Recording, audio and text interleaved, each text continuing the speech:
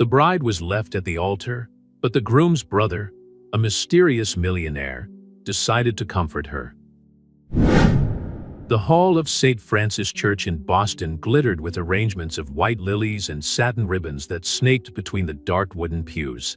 Rachel Bennett stood before the oval mirror in the bride's room, adjusting for the last time the veil her mother had worn at her own wedding. Her hands trembled slightly as she touched the delicate pearls sewn into the edge of the fabric. "I still can't believe Michael chose to hold the ceremony here," she thought, looking through the window at the guests arriving in their formal attire. The Gothic church, with its imposing towers and colorful stained glass windows, had been the place where his parents had married 30 years earlier. Her wedding dress, a mermaid style with French lace detailing, hugged her curves perfectly. Rachel, at 28, had spent the last 18 months planning every detail of the day. As a curator at Boston's Museum of Fine Arts, her attention to detail was almost obsessive, a trait that was reflected in every element of the wedding.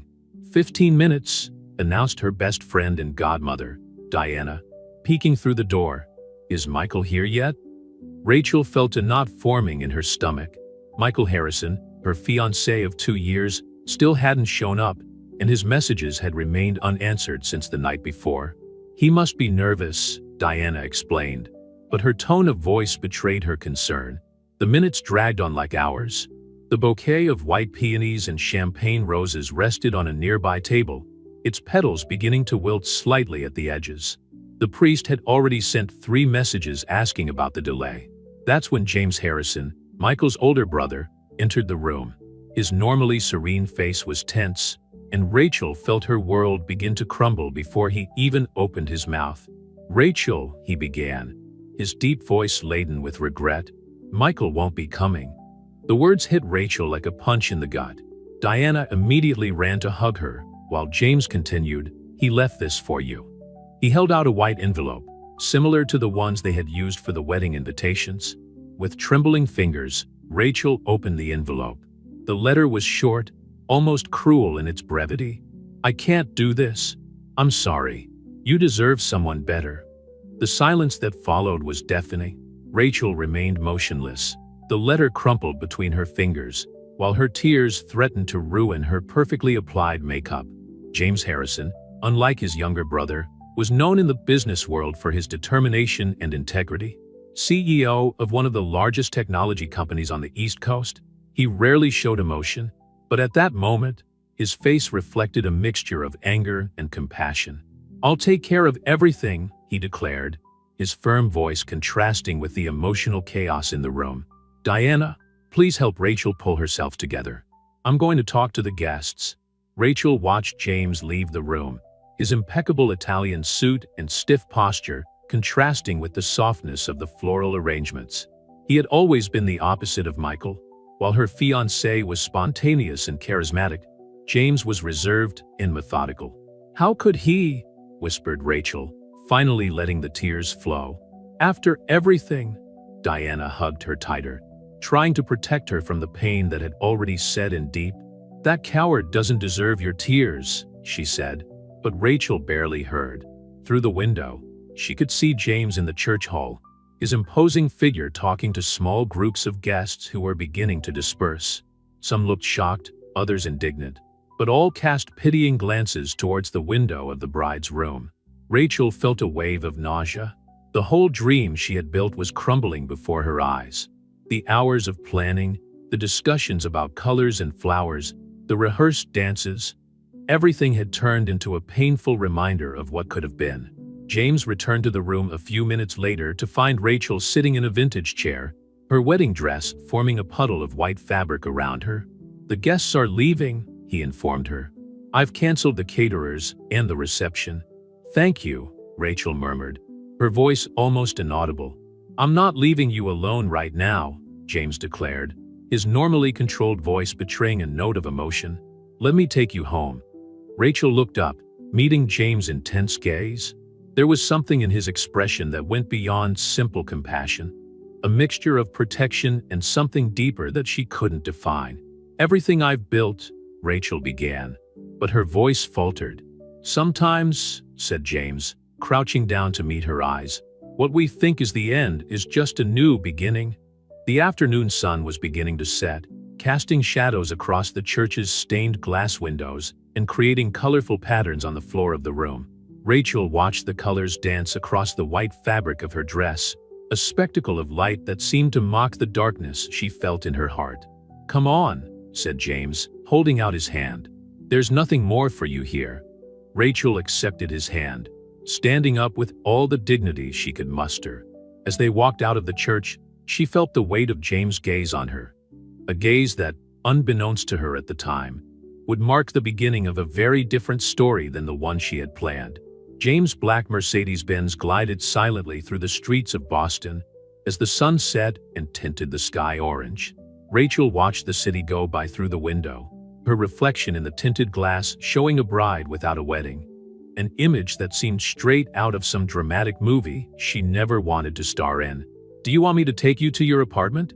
asked James, his deep voice breaking the silence that had settled in the car since they left the church. "No," replied Rachel almost instantly. "I can't go back there now. It's all decorated for when we get back from our honeymoon." Her voice faltered on the last word. James nodded, bowing gently. "I'm taking you to my house on Beacon Hill. You can stay in the guest room until you feel better." Rachel wanted to protest, to say that she didn't need charity, especially from the Harrison family, but she was too emotionally exhausted to argue. Besides, there was something comforting about James' stable presence, so different from Michael's fickle nature. James' mansion was exactly as Rachel had imagined it. An imposing Victorian building, meticulously restored, with a manicured garden and wrought iron gates. The interior revealed a refined taste for contemporary art, something that had always intrigued Rachel, considering James' apparently conservative personality. "Martha," called James as soon as they entered, and a middle-aged lady promptly appeared. "Please prepare the blue room for Miss Bennet, and provide something comfortable for her to wear." Rachel followed Martha up the stairs, feeling the weight of her wedding dress with every step. The room was spacious and elegant, decorated in shades of blue and cream, with a privileged view of the back garden. "I'll get you some clothes, dear," said Martha kindly, "and run you a hot bath." Alone in the bedroom, Rachel finally allowed reality to hit her completely. Her legs gave way, and she slipped to the floor, still wrapped in the sea of white fabric. The tears, which she had held back on the way out of the church, now flowed freely. A soft knock on the door made her raise her head. James was standing in the doorway, holding a glass of red wine. "I thought you might need this," he said, approaching cautiously. Rachel accepted the glass with trembling hands. "Thank you for all this. I know it must be complicated for you too." James sat down in a nearby armchair, loosening the tie of his suit. "Michael has always been impulsive, but this..." He shook his head, leaving the sentence incomplete. "Did you know?" asked Rachel, her voice only a whisper. "Did you have any idea that he would do this?" "No," answered James firmly. "If I had, I would have intervened somehow." The silence that followed was filled only by the ticking of the antique clock in the hallway. Rachel watched James over the rim of her glass, his strong profile, his always impeccable posture, his eyes that seemed to carry the weight of 1,000 difficult decisions. "Do you know what's most ironic?" said Rachel with a bitter laugh. "I always admired how different you were. You so constant, he so free." James stared at her intensely. "Sometimes, Rachel, what looks like freedom is just a lack of commitment." Martha returned with folded clothes and announced that the bath was ready. James stood up, straightening his jacket in an automatic gesture. "Get some rest," he said. "Tomorrow we can sort out the practicalities." After a long shower, Rachel put on the sweatshirt Martha had provided, clearly new and a few sizes bigger than her size. Sitting on the king-size bed, she picked up her cell phone, ignoring the dozens of messages of condolence, and opened the last conversation with Michael. His last message, sent 2 days earlier, read, "Can't wait to start our life together." The irony was too cruel. A new knock sounded on the door. Martha entered with a tray. "Mr. Harrison insisted that you should have something to eat," she said, placing the tray on a side table. "Tomato soup and fresh bread." "Is he always like this?" asked Rachel. "So," Careful with the details? Martha smiled softly. Mr. Harrison has a bigger heart than he shows. He just doesn't like people to know it. After Martha left, Rachel tasted the soup, surprised to realize that she was starving. As she ate, her eyes wandered around the room, stopping on an abstract painting on the wall, patches of blue and gold that seemed to dance on the canvas. "It's an original Rothko," said James from the doorway, startling her. "Sorry, I didn't mean to startle you." "It's beautiful," she replied, genuinely impressed. "I never imagined you were a collector of modern art." "There are a lot of things about me that people don't realize," he said, a half-smile playing on his lips. "How are you feeling?" "Like I've been hit by a train," Rachel admitted. But the soup helped. James moved closer to the window, watching the garden now bathed in moonlight. "Tomorrow I can help you cancel the remaining suppliers and sort out the apartment." "You don't have to do that," Rachel protested. "You've already done more than enough." "Please," he said, turning to face her. "Let me help. Consider it a form of compensation for my brother's behavior." Rachel felt tears forming again. "Why did he do it, James? Why didn't he talk to me if he had doubts?" James sighed deeply. Michael has always been afraid to face the consequences of his choices. Ever since he was a child, he ran away from problems instead of facing them. "What about you?" asked Rachel, surprising herself with the question. "Do you run away?" "No," he replied, his intense gaze meeting hers. "I'll face it." The moment was interrupted by the sound of James' cell phone. He pulled it out of his pocket, frowning as he saw the screen. "Is that him?" asked Rachel, her heart racing. "No," replied James. "It's work. I need to sort some things out. Try to get some rest, Rachel. Tomorrow will be a new day." He left the room, leaving Rachel with her thoughts and the echo of his last words. Lying on the king-size bed, she watched the shadows dance on the ceiling, thinking about how her life had changed completely in a matter of hours, and how, ironically, it was the brother of the man who had abandoned her who was providing a safe haven in the midst of the storm. The light of dawn filtered through the silk curtains of the blue bedroom, finding Rachel curled up in the king-size bed. She had slept with her cell phone in her hand, the screen still showing Michael's last message. The hours of intermittent sleep hadn't been enough to ease the pain that throbbed in her chest. The soft sound of footsteps in the hallway caught her attention. Martha entered carrying a breakfast tray, her kind face expressing maternal concern. "Good morning, dear. Mr. Harrison asked me to make sure you eat well." Martha placed the tray on the side table. "He had to leave early for a meeting, but he left this for you." Rachel took the envelope Martha held out to her. Inside was a card in James' elegant handwriting. "I've canceled your museum appointments for today. Feel free to use the house. I'll be back in the early afternoon to help you with any backlogs." "JH. He's always been like that," commented Martha, arranging the curtains. "He takes care of everything down to the smallest detail." Rachel took a cup of coffee, smelling the comforting aroma. "Martha, have you been working for James long?" 15 years, replied the housekeeper, taking a seat in a nearby armchair. "I've seen both brothers grow in their careers. Michael was always his parents' favorite, charismatic, sociable. James was the responsible one, the one who carried the weight of expectations." "They seem so different," Rachel murmured, more to herself than to Martha. "Oh, they're like day and night," agreed Martha. "Michael always wanted the limelight, while James preferred to work behind the scenes. But it was James who really built the family empire." Rachel absorbed the information, remembering the few times she had interacted with James during her engagement to Michael. He had always been present at family gatherings, but remained on the sidelines, a silent observer with his impeccable suits and penetrating gaze. "Your phone hasn't stopped ringing," Martha said, pointing to her cell phone. "Miss Diana has called several times." Rachel sighed, picking up the handset. Dozens of missed calls, hundreds of messages. The outside world trying to invade her protective bubble. After breakfast, Rachel took a long shower and put on the clothes Martha had provided. A set of pants and a blouse that, surprisingly, fit perfectly. She went downstairs, exploring the mansion for the first time in daylight. The house was a perfect reflection of James, elegant, organized, and full of hidden treasures. The walls displayed an impressive collection of modern art, creating a fascinating contrast with the traditional architecture. In the library, Rachel found a photo of the Harrison brothers as teenagers. Michael was smiling openly for the camera, while James was keeping a half-smile contained. Even at a young age, he already carried that aura of responsibility that characterized him. This photo was taken the summer Mr. James won his first state chess competition, said Martha, who had quietly entered the library.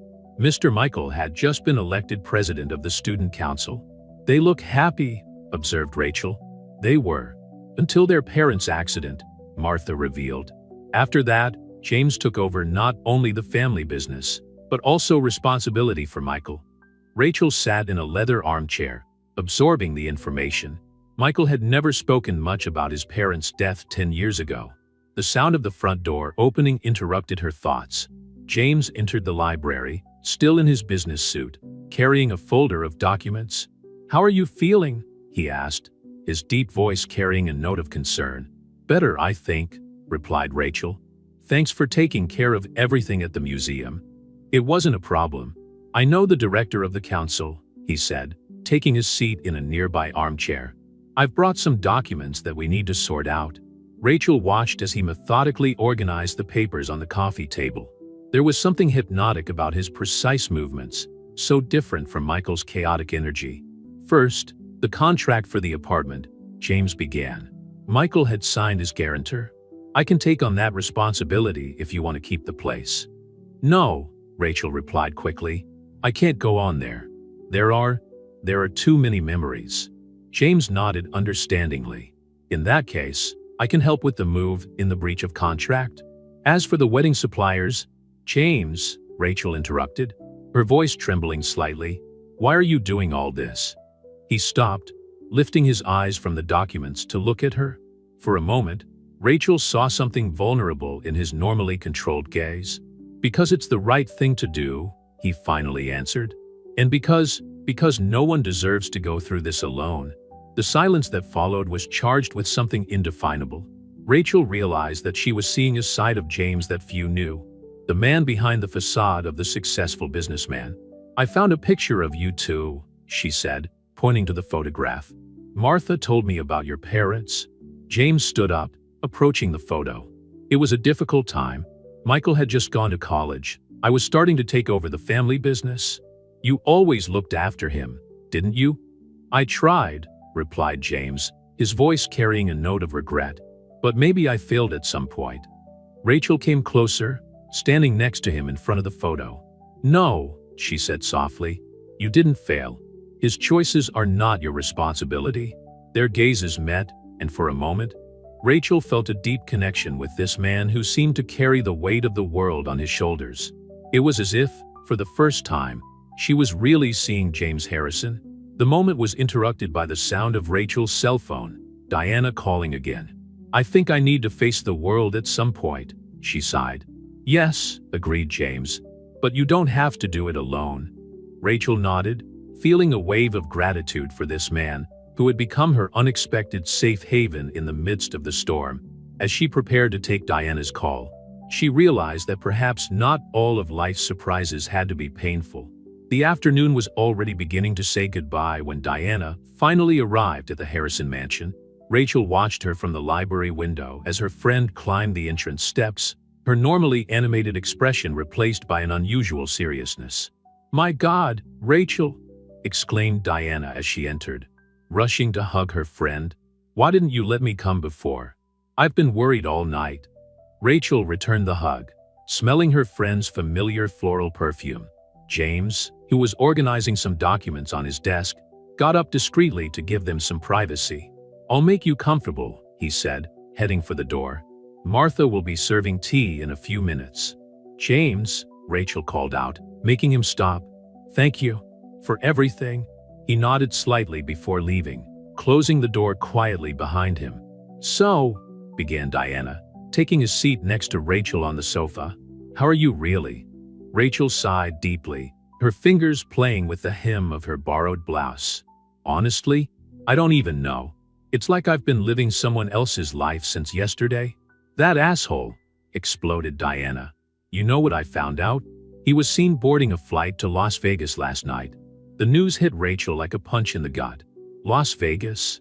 The city that Michael always said he hated, calling it artificial and superficial. With whom? Asked Rachel, her voice trembling slightly. Diana hesitated, biting her lower lip. Rachel, maybe it's better not to. Diana, please. I need to know. Jessica Peterson, the new intern at his company. The name dropped like a bomb in the silence of the library. Jessica Peterson, the 23-year-old Michael had hired 3 months ago, always praising her fresh perspective on the advertising market. Martha came in with the tea, momentarily breaking the tension. The scent of chamomile filled the room as she poured the cups in silence, casting a worried glance at Rachel before leaving. You knew, said Rachel suddenly, staring at Diana. You suspected something. Diana lowered her eyes to her cup. I had my doubts. Over the last few weeks, Michael has been different. More distant at company meetings, always on his cell phone. Why didn't you tell me? Asked Rachel, her voice breaking.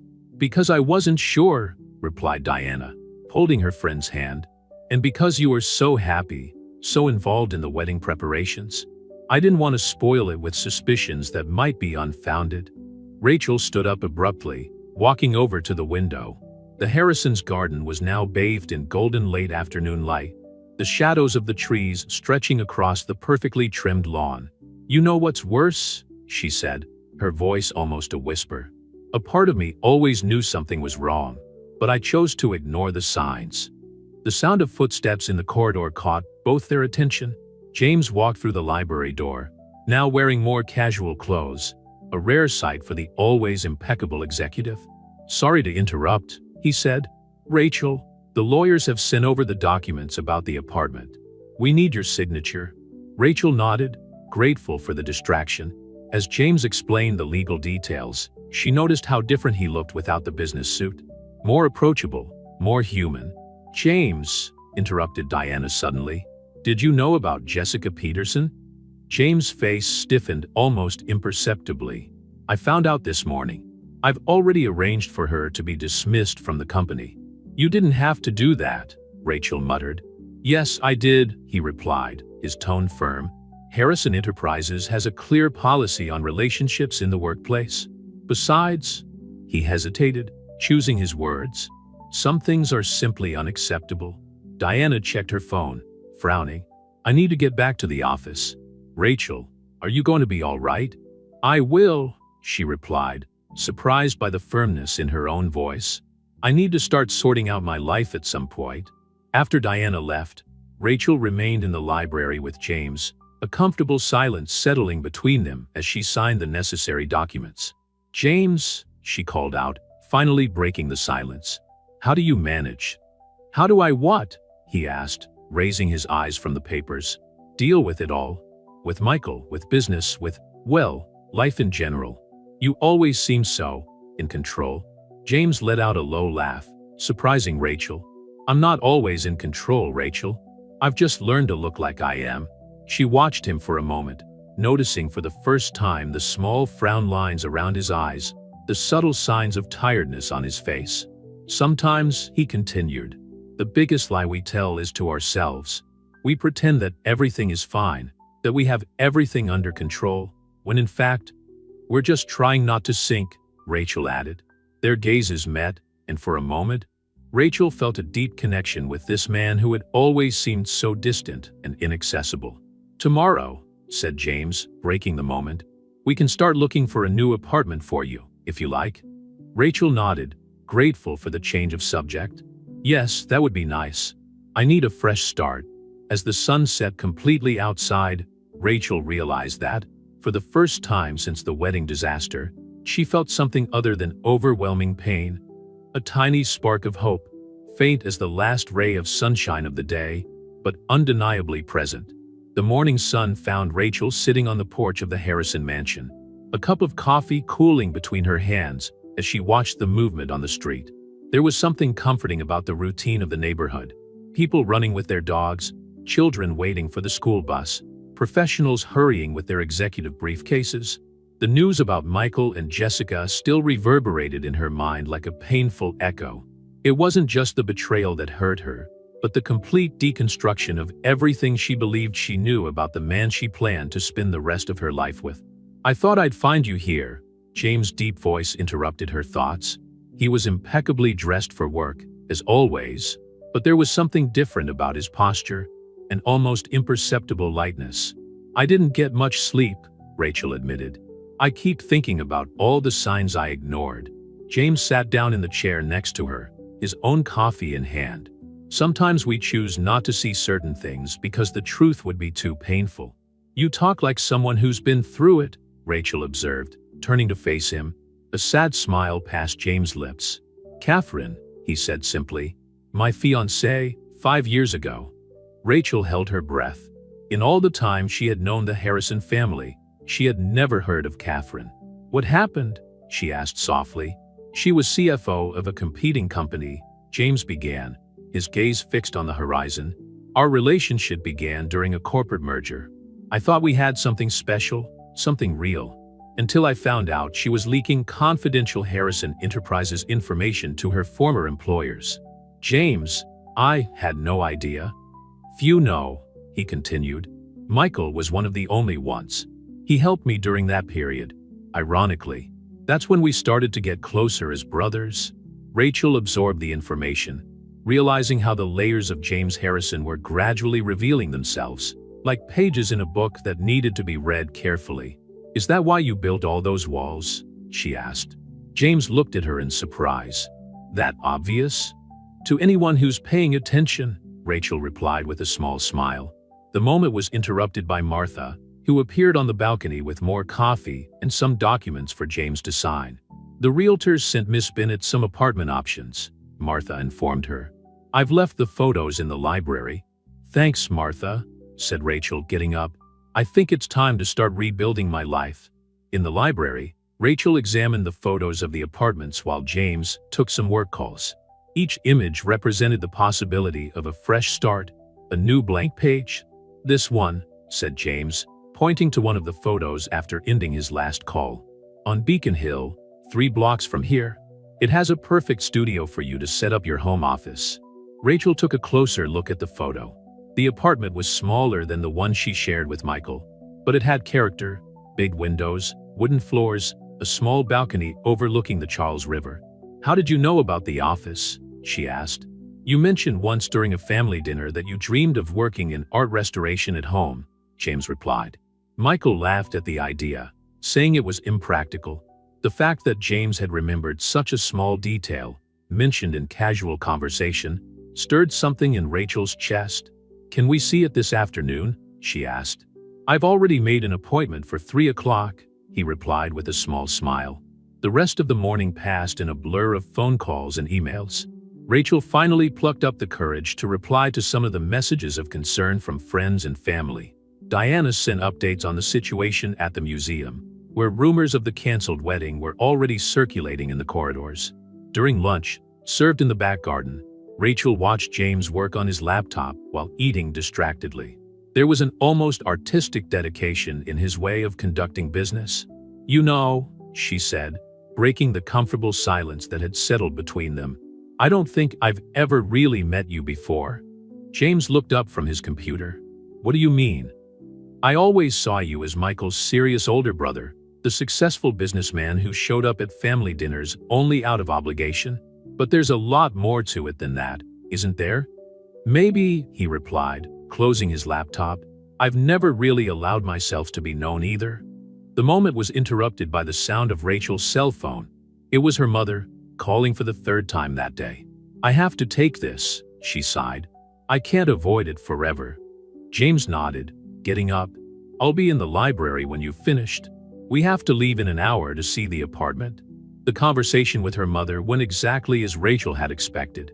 A mixture of excessive concern and indignation with Michael. When she finally hung up, she felt emotionally exhausted. In the library, she found James organizing some documents. He looked up when she entered, and something in his expression must have given away his emotional state. "Difficult?" he asked. "Mothers," Rachel replied with a half smile. "They have the gift of bringing out all our insecurities."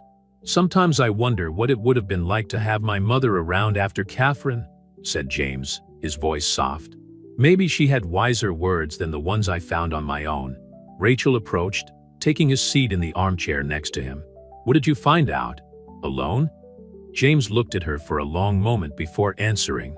That sometimes the people who hurt us the most are the ones who teach us the most important lessons, and that building walls isn't always the best way to protect yourself. The words hung in the air between them, loaded with meaning.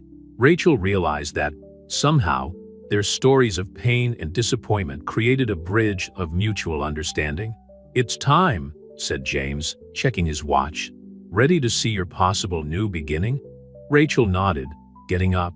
As they made their way to the car, she thought about how life had curious ways of surprising us. There she was, finding understanding and support in the most unexpected place. Next to the man she had always considered the most distant and unapproachable of the Harrison family. The apartment on Beacon Hill was exactly as the photos had shown.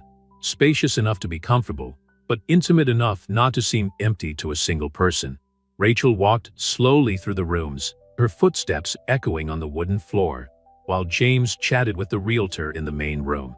The studio has perfect natural light, she commented, stopping by the window of what could become her workspace.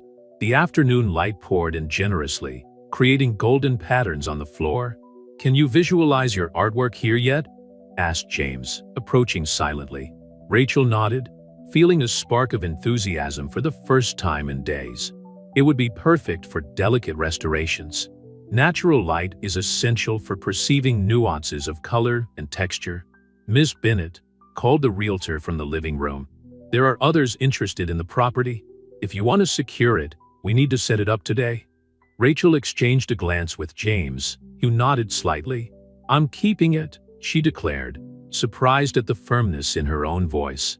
While James took care of the initial paperwork with the broker, Rachel continued to explore the apartment, allowing herself to imagine a new life there. That's when her cell phone vibrated. A message from Diana. We need to talk. It's about Michael. Rachel felt her stomach turn. Before she could reply, James appeared at the studio door. Everything's fine, he said, but stopped when he saw her expression. Did something happen? Diana, Rachel replied, showing him the message. Apparently there's more about Michael that I need to know. James frowned.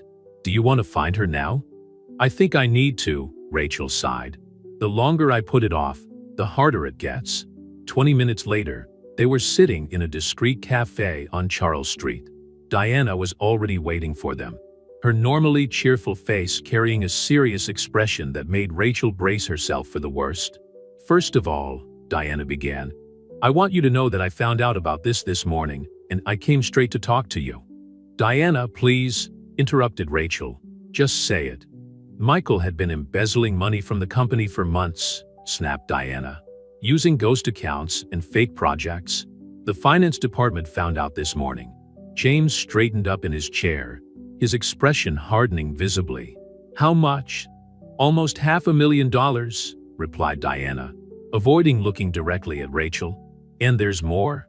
He was using some of the money to buy a house in Vegas, in Jessica's name.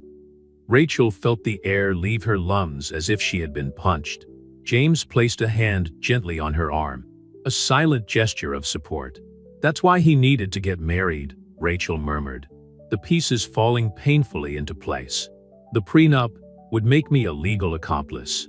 Yes, confirmed Diana softly. If you had gotten married, part of the legal responsibility would fall on you. James cursed softly, his fingers unconsciously tightening on Rachel's arm. I'll deal with it, he declared, his voice carrying a coldness Rachel had never heard before. How could I have been so blind? Asked Rachel, more to herself than to the others. You weren't blind, replied James, turning to face her. You were manipulated by someone who knew exactly what they were doing.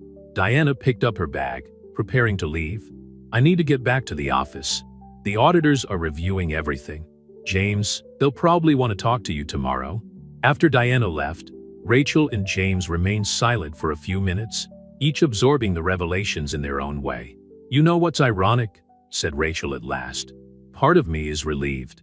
Like I finally understand that it wasn't something I did wrong. James watched her for a moment, his eyes revealing a mixture of concern and something deeper. You never did anything wrong, Rachel. The only person who did anything wrong was Michael. How can you, she asked suddenly, deal with yet another disappointment from him? Years of practice, James replied with a sad smile. But this time it's different. This time he hasn't just hurt himself or the company. He hurt you. Something in the way James said those words made Rachel raise her eyes to look at him. There was an intensity in his gaze that made her hold her breath. James, she began, but was interrupted by his cell phone ringing. The lawyers, he said, checking the screen. I need to take this. As James walked away to talk on the phone, Rachel observed his profile through the cafe window. It was strange how, in just a few days, her perspective on him had changed completely. When he returned to the table, his expression was more serious. We need to go. There are a few things I need to sort out at the office. Of course, said Rachel, getting up. I should get back to the museum too. I can't hide forever. On the way to the car, James stopped suddenly. Rachel, he said, turning to face her. Whatever happens with Michael, I want you to know that you're not alone in this. Rachel felt tears forming in her eyes, but this time they weren't tears of sadness. Thank you, she whispered, for everything. As they walked back to their respective routines, Rachel realized that, despite the painful revelations of that day, she felt lighter, as if each truth exposed was a chain breaking, freeing her from a past that she now realized had been built on lies. And by her side, silent and steady as a rock in the storm, was James, the man who was fast becoming her unexpected safe haven. The news about the embezzlement of money from Harrison Enterprises spread quickly through Boston's business circles. Rachel watched from the window of her office at the museum as reporters flocked to the entrance, eager for any information about the scandal involving Michael Harrison. They've been there since early morning, commented Diana, entering the room with 2 cups of coffee. James has just given a press conference. It was intense. Rachel picked up her cell phone, quickly opening the video of the press conference. James was as impeccable as ever, but there was a hardness in his eyes that she had never seen before. Harrison Enterprises does not tolerate any form of fraud or misconduct, he declared in the video.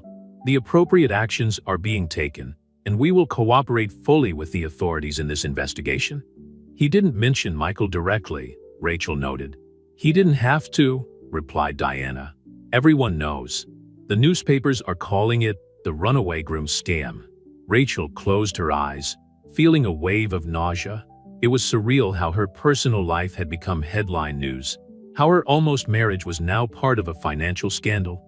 Her phone vibrated. A message from James. Can we talk? I'm on my way to the museum. He's on his way here, Rachel told Diana. I think there's more I need to know. Diana squeezed her shoulder gently. Do you want me to stay?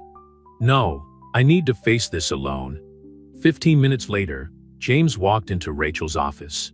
His normally impeccable suit showed small signs of wear, a slightly loose tie, a crease out of place. How are you coping with all this? He asked, his voice laden with concern. Honestly, I'm still trying to process it, Rachel replied, indicating the chair in front of her. Each new revelation seems more surreal than the last. James sat down, wiping his hand across his face in a rare gesture of weariness. There's more, Rachel. Something we discovered this morning. Rachel felt her heart racing. What could be worse than $500,000 in embezzlement?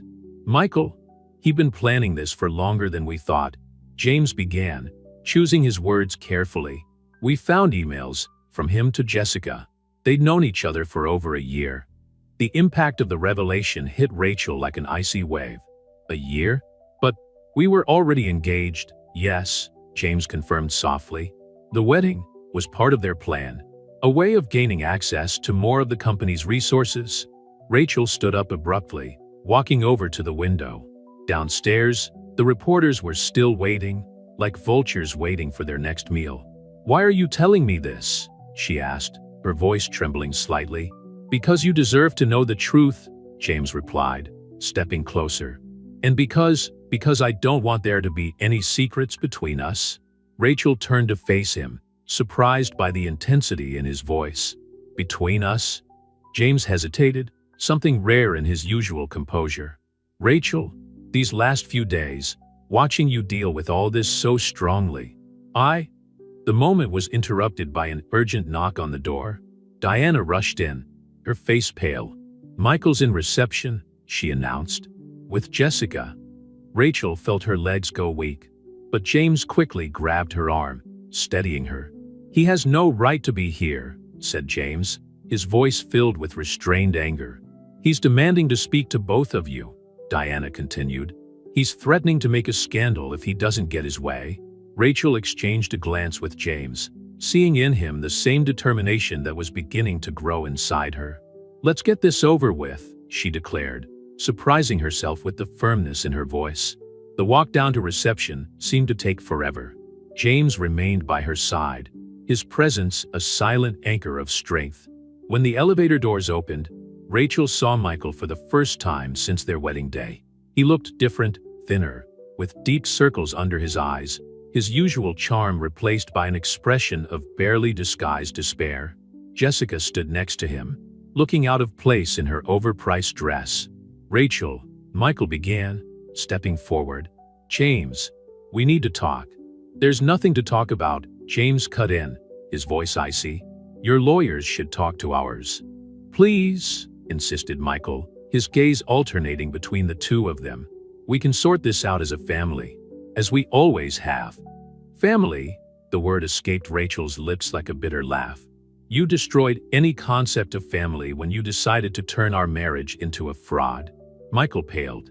"It wasn't like that. I was going to tell you." "When?" interrupted James. "After you dragged Rachel into your scheme? After compromising her reputation along with yours?" Jessica stepped forward, her voice trembling slightly. "We fell in love. We didn't plan to." "Spare us," Rachel cut in, surprising everyone with the harshness in her voice. "You planned every detail, every lie, every manipulation." "Rachel, please," Michael tried again. "We can fix this." "James, you've always helped me." "Not this time," James declared. "It's over, Michael. The lawyers are preparing the criminal charges. I suggest you seek proper legal representation." Michael took a threatening step towards his brother, but Rachel stepped between them. "Get out," she said, her voice shaking but firm. "Get out before I call security." For a moment, it looked like Michael was going to argue, but something in Rachel and James' combined gaze made him back away. He took Jessica's hand and headed for the exit, pausing only to cast one last glance over his shoulder. "I'm sorry," he murmured, but his words rang hollow in the silence of the reception. After they left, Rachel felt her legs give way. James quickly supported her, guiding her to a nearby bench. "You were amazing," he said softly. Rachel raised her eyes to look at him, finding something in his gaze that made her heart race for completely different reasons than moments before. "We were," she corrected, allowing herself a small smile. "Thank you for being by my side." James held her hand, a simple gesture but loaded with meaning. "I always will be." The moment was interrupted by a flash. Some photographer had managed to capture the scene through the glass door, but for the first time, Rachel didn't care what people might think or say.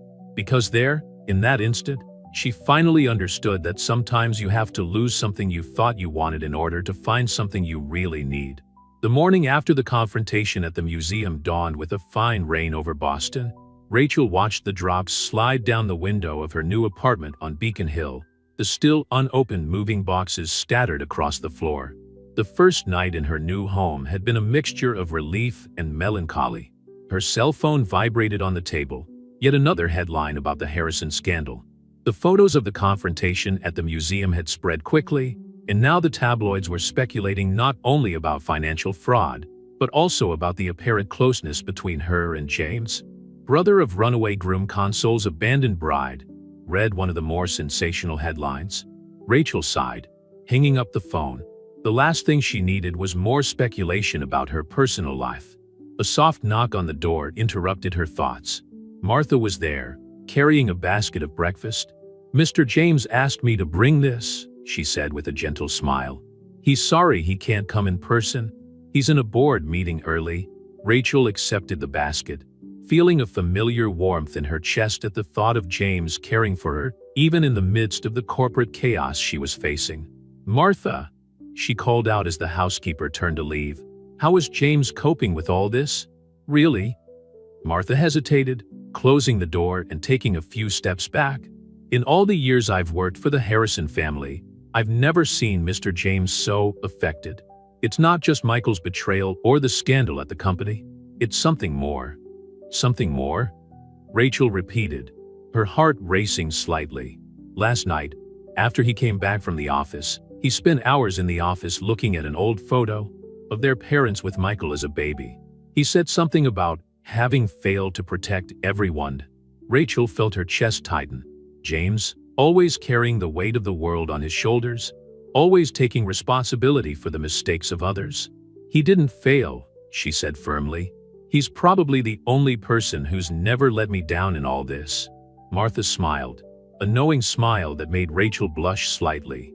"You know, sometimes we need to lose something we thought we wanted in order to find something we really need." Before Rachel could answer, her cell phone rang. It was Diana. "Rachel." Her friend's voice was tense. "You need to turn on the TV. Now." With trembling fingers, Rachel turned on the television in her new apartment. Michael was giving a live interview, Jessica beside him, both looking rehearsed and regretful. "It was an error of judgment," Michael was saying, his voice studiously emotional. "But the real reason behind my actions was the constant pressure of living in my brother's shadow. James was always the perfect son, the perfect executive. I just wanted to prove myself." Rachel felt her blood boil. "He's trying to manipulate the narrative," she muttered, incredulous. "And as for Rachel," the reporter continued, "there are rumors that she and her brother James—" "Rachel has always been closer to James than I realized," interrupted Michael, a mischievous smile on his lips. "Maybe that explains a lot." Rachel's phone rang again. It was James. "Are you seeing this?" she asked as soon as she picked up. "I'm on my way," he replied, his voice tense. "Don't make any statements." Michael is trying to divert attention from the fraud. A sound of breaking and twisting metal interrupted his sentence. Rachel heard distant shouts through the phone before the call dropped. "James," she called, panic growing in her voice. "James." The next few minutes were a blur. Diana arrived at the apartment to find Rachel in a state of shock, frantically trying to contact anyone who knew James' whereabouts. Finally, after what seemed like an eternity, Martha called with news. James had been in a car accident on the way to Rachel's apartment. He was in Massachusetts General Hospital. "It's not serious," Martha assured her, "but he's asking to see you." At the hospital, Rachel found James in an emergency room bed, with a few cuts on his face and his right arm bandaged. "You should see the other car," he joked weakly when he saw her get in. "It's not funny," Rachel replied, tears streaming down her face as she approached the bed. "You could have, but I didn't die," he interrupted softly.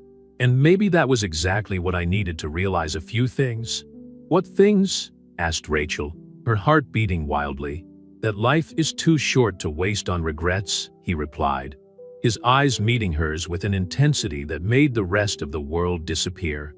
"That sometimes you almost have to lose everything to understand what really matters." Rachel held his uninjured hand, feeling the strength of the moment between them. "I saw Michael's interview," she said softly. "What he implied about us." "Michael always saw only what he wanted to see," James replied. "But for the first time in his life, maybe he realized something before we did." The silence that followed was full of unspoken possibilities, of feelings that had grown silently during those days of chaos and mutual support. "James," Rachel began, but was interrupted by the doctor's entrance. "Mr. Harrison," said the professional, "we need to do some additional tests." Rachel reluctantly let go of James' hand, realizing that some truths would have to wait a little longer to be spoken. But now, for the first time since her world had collapsed at the altar, she felt she was exactly where she should be. "I'll be back soon," she promised. "I'll be waiting," James replied, a half smile on his bruised lips. As she walked down the hospital corridor, Rachel realized that sometimes fate has curious ways of correcting our paths, even if through painful and unexpected detours. The first week after James' accident passed in a blur of hospital visits, press statements, and endless meetings with lawyers.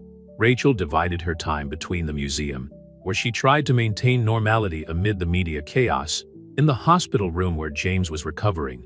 It was a Thursday afternoon when she arrived at Massachusetts General Hospital, carrying a folder of documents that needed James' signature. The late afternoon sun streamed in through the hallway windows, creating golden patterns on the hospital floor. "He's more irritable than usual today," warned Martha, who met Rachel in the hallway. "The doctors insist he needs to stay a few more days, and you know how he hates not being in control." Rachel smiled, recognizing James' characteristic stubbornness.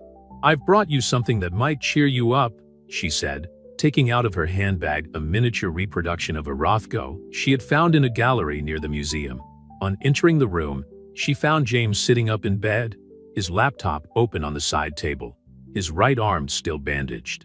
Even in hospital, he maintained his executive posture, only the occasional frown revealing the discomfort he felt. "If you've come to give me another lecture on rest, I've heard enough from the doctor," he said, but his tone was soft, almost playful. "Actually," Rachel replied, approaching the bed, "I came to bring this." She placed the Rothko miniature on the table. James took the small work in his good hand, a genuine smile softening his features. "You remembered the painting in the guest room? How could I forget? It was the first time I'd seen it apart from the executive James Harrison." The moment was interrupted by Rachel's cell phone. It was Diana. "Rachel," her friend's voice was tense, "Michael has just given another interview. He's claiming that you and James had a relationship before the wedding." Rachel felt her blood run cold in her veins. James, noticing her change of expression, closed his laptop. "What happened?" "Michael," she replied, putting the phone on speaker for Diana to continue. "He's saying that he's discovered emails between you," Diana continued. "He's trying to paint you as the villains of the story, as if your abandonment at the altar was justified." "But that's absurd," exclaimed Rachel. "We hardly spoke to each other before I had to clean up my brother's mess," James added, his voice filled with restrained anger. "The problem," continued Diana, "is that the press is loving this new narrative. The Harrison love triangle is all over the headlines." Rachel hung up the phone, feeling suddenly exhausted. James watched her with an intensity that made her heart race. "Rachel," he began, his voice softer now, "maybe we should talk about us?" "Now?" she asked, surprised by the change of subject. "Yes, now. Because Michael may be lying about the past, but he's not completely wrong about the present." Rachel sat on the edge of the bed, her heart beating so hard she was sure James could hear it. "Since that day in the church," he continued, "when I saw you there, devastated but still keeping your dignity, something changed. Or maybe it was always there, and I just didn't allow myself to feel it." "James, no," he interrupted gently. "Let me finish. Almost dying has an interesting way of putting things into perspective. And the truth is that these last few days, despite all the chaos, have been the truest of my life." Rachel felt tears forming in her eyes. "I'm afraid," she admitted, "afraid that this is just gratitude on my part, or your need to right Michael's wrongs." James reached out his good hand, gently touching her cheek. "Do you really think that's it?" Before she could answer, a knock on the door announced the arrival of Dr. Stevens, the doctor in charge of James' case. "Mr. Harrison," he began, consulting his notes, "your latest tests are fine. If you carry on like this, you could be discharged in 2 days."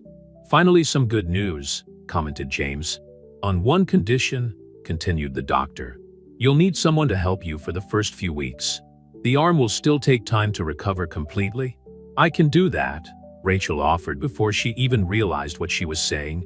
The doctor smiled, making a few notes in his chart before leaving them alone again. "You don't have to," James said softly. "I know," replied Rachel, "but I do. And maybe that's exactly what we need. Time to understand what's real and what's not." James watched her for a long moment, his eyes revealing a vulnerability she rarely saw in him. "You know what's ironic?" he finally said. I spent so much time trying to fix other people's mistakes that I almost missed the chance to do something right for myself. Rachel smiled, entwining her fingers with his. So let's do it right this time. No rush, no pressure from the media, no expectations other than our own. The sun was beginning to set outside, painting the room in golden hues that resembled the colors of the miniature Rothko on the table. It was a moment of transition, both literal and metaphorical, and they could both feel the weight and promise of that moment. "Rachel," James called out as she prepared to leave. "Thank you, not just for today, but for reminding me that sometimes the best beginnings come from the most unexpected ends." She smiled, feeling a peace she hadn't experienced for weeks. Because there, in that hospital room, with the sun setting and unspoken promises hanging in the air, Rachel finally understood that sometimes it takes everything falling apart for something truly special to be built. Autumn arrived in Boston, bringing an explosion of colors and a cool breeze that stirred the leaves in the garden of the Harrison mansion. 3 months had passed since James' accident, and a lot had changed in that time. Rachel was in the library, organizing some works of art that would be donated to the museum. A decision James had made as part of the restructuring of Harrison Enterprises after the scandal involving Michael. The morning sun filtered through the tall windows, illuminating the canvases she was so carefully cataloging. "I thought I'd find you here," James said from the doorway, his familiar presence bringing an automatic smile to Rachel's lips. Her right arm, now free of its bandages, still bore a few scars as a reminder of that fateful afternoon. "These pieces are amazing," she replied, gesturing to the artworks. "Are you sure you want to donate them all?" James approached, stopping beside her to look at a particular Rothko that Rachel was cataloging. Art should be shared, not hidden away in a private library. The double meaning of his words didn't go unnoticed by Rachel. Over the last few weeks, as she helped him with his recovery, they had developed a careful dance of closeness and distance, of words said and unsaid. "I heard from Diana this morning," James commented, changing the subject. "Michael pleaded guilty to all charges. The deal with the prosecution has been sealed." Rachel nodded, feeling a mixture of relief and sadness. "How long?" 3 years, with the possibility of parole in 18 months, James replied, his voice carrying the weight of the situation. Jessica made a separate deal. She testified against him in exchange for a lesser sentence. "How are you coping?" asked Rachel softly, knowing all too well James' tendency to carry the weight of the world on his shoulders. "Honestly," he turned to face her, "for the first time, I don't feel responsible for his mistakes. Maybe that's what they call personal growth." Rachel smiled, remembering her first impressions of James, the cold, distant executive who seemed to live only for business. How wrong she had been. "Martha told me you're looking for a new apartment," she commented, trying to keep her voice casual. "Yes," confirmed James. "The mansion, there are too many memories here. Some good, some not so good. I think I need a fresh start too." "Funny how life works out," reflected Rachel, carefully placing the Rothko in its transport box. "For months ago, I was preparing for a wedding that I thought would be my happy ending. And now," asked James, his voice softer, "now I understand that that ending would have been a mistake. Sometimes we need to lose something we think we want, to find something we really need," James added, taking a step towards her. The moment was interrupted by the arrival of Martha, bringing the mail. Among the mail was a heavy envelope addressed to Rachel. "It's from the museum," she said, opening the envelope carefully. Her eyes quickly scanned the contents, and a smile lit up her face. "I've been promoted to Director of Restoration." "Rachel, that's wonderful," exclaimed James, genuinely happy for her. "It's funny," she said, still holding the letter. "When Michael walked out on me at the altar, I thought my life was over. But looking back now, it was just the start of something much better." James approached again, this time without hesitation. "Rachel," he began, his voice carrying a determination she knew well, "I think we've waited long enough." "Long enough for what?" she asked, her heart racing. "For this," he replied, leaning in to kiss her softly. The kiss was gentle, full of unspoken promises and long-held feelings. When they parted, Rachel saw in James' eyes all the love and dedication she had always looked for. but had never really found before. "You know," she said, smiling, "for someone so methodical about everything, you chose a rather spontaneous moment." James laughed, a rich, genuine sound that still surprised Rachel every time she heard it. "Maybe you've taught me that not everything in life needs to follow a perfectly structured plan." Martha snorted discreetly from the doorway, a knowing smile on her face. "The car to transport the works to the museum has arrived," she announced. "Thank you, Martha," replied James, without taking his eyes off Rachel. "For everything." The housekeeper nodded, realizing that the thanks went far beyond a simple warning about the transport. As they watched the museum staff carefully load the works of art, Rachel and James stood side by side on the mansion's veranda. The fall sun created dancing shadows through the trees, and a gentle breeze carried the scent of dried leaves and new beginnings. "So," said Rachel, entwining her fingers with James, "what happens now?" "Now," he replied, squeezing her hand gently, "we write our own story. No pressure, no expectations other than our own." "I like that," she smiled. "Although I have to admit that this wasn't exactly the story I'd hoped to be living a few months ago." "The best stories are rarely the ones we plan," James replied, pulling her closer. "They're the ones that surprise us, that challenge us to grow, that show us who we really are." Rachel leaned her head on his shoulder, watching the last of the works being loaded onto the truck. Each piece represented a part of the Harrisons' history, but also symbolized something new. A different way of seeing the world, of sharing beauty, of creating meaning. "Did you know," she said softly, that first Rothko I saw in the guest room changed my perspective on you?" "What do you mean?" "It made me realize that there was much more to James Harrison than the world could see. Layers and layers of depth, like the colors on a Rothko canvas." James smiled, kissing her forehead softly. "And you were the first person who really cared to look beyond the surface." The last ray of sunshine of the day found them still on the balcony, two people who had found love in the rubble of a story that wasn't their own, but which took them exactly where they needed to be. Because sometimes, true love is not the one we plan, but the one that finds us when we least expect it, at the most unlikely moments, with the most unexpected people. And there, in the twilight of a fall day in Boston, Rachel and James understood that some endings are just the beginning of a much better story.